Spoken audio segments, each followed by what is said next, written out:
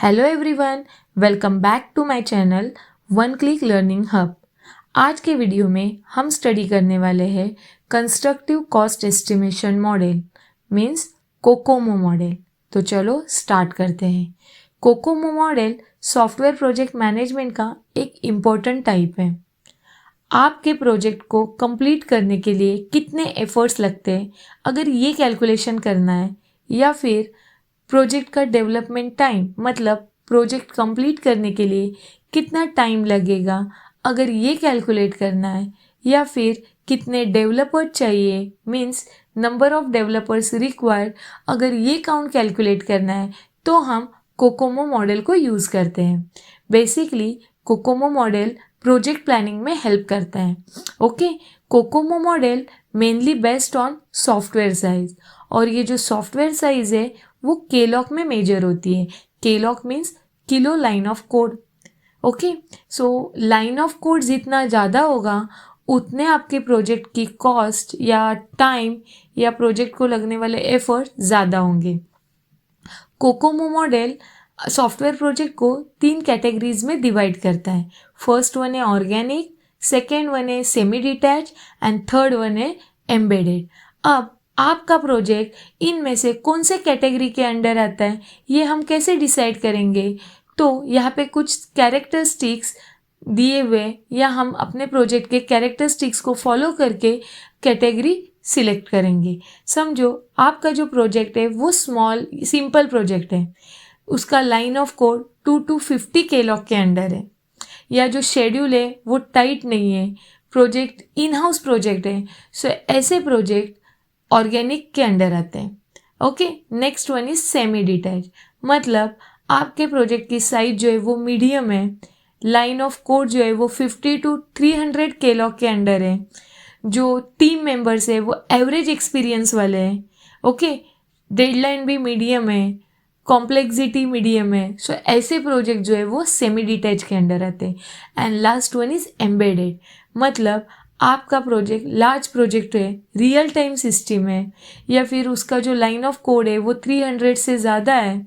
सो ऐसे प्रोजेक्ट जो है वो एम्बेडेड के अंडर आते हैं। ओके, कोकोमो मॉडल में टोटल 3 टाइप्स है, basic COCOMO, intermediate COCOMO and complete Kokomo. आज हम स्टडी करने वाले हैं बेसिक कोकोमो। सो यहाँ पे एफर्ट कैलकुलेट करने के लिए हम फॉर्मूला यूज़ करेंगे A1 into K-log raised to A2, then time development is equal to B1 into effort raised to B2।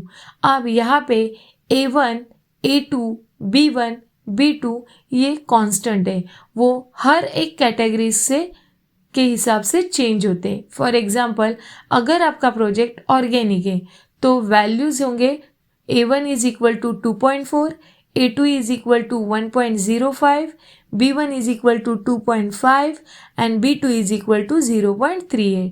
वैसे ही सेमी डिटैच के लिए अलग वैल्यूज़ दिए हुए और एम्बेडेड के लिए अलग वैल्यूज़ हैं। सो हम ये चार्ट को रीड और लर्न करेंगे। ओके, अब हम एक सिंपल एग्जाम्पल स्टडी करते हैं। सो यहाँ पे एग्जाम्पल है, a project size of 200 KLOG is to be developed. Software development team has an average experience on similar type of project, then the project schedule is not very tight, so calculate effort, development time and average staff। Okay, so यहाँ पे जो हमारा project है उसकी size जो है वो 200 KLOG है, देन एक्सपीरियंस जो है वो भी एवरेज है, then schedule is not very tight. So अगर ये कैरेक्टरिस्टिक्स को हम फॉलो करेंगे तो हमारा जो प्रोजेक्ट है वो सेमी डिटैच के अंडर आएगा। मतलब अभी हमारा जो प्रोजेक्ट है या हम जो कांस्टेंट यूज़ करने वाले हैं वो सेमी डिटैच वाले फॉलो करेंगे। ओके, सो सबसे पहले हम कैलकुलेट करेंगे एफर्ट।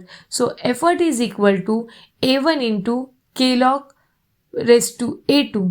ओके, सो A1 की वैल्यू सेमी डिटैच के लिए है 3.0 एंड A2 की वैल्यू है 1.12।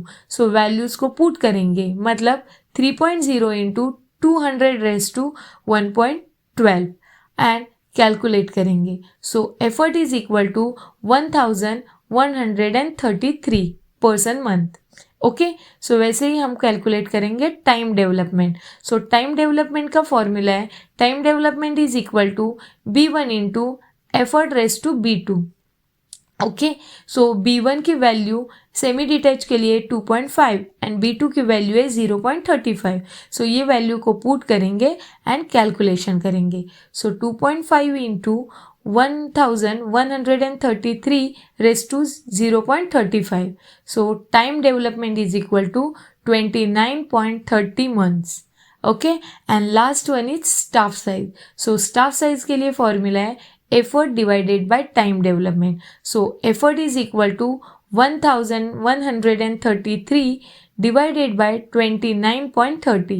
So staff size is equal to 38.66%.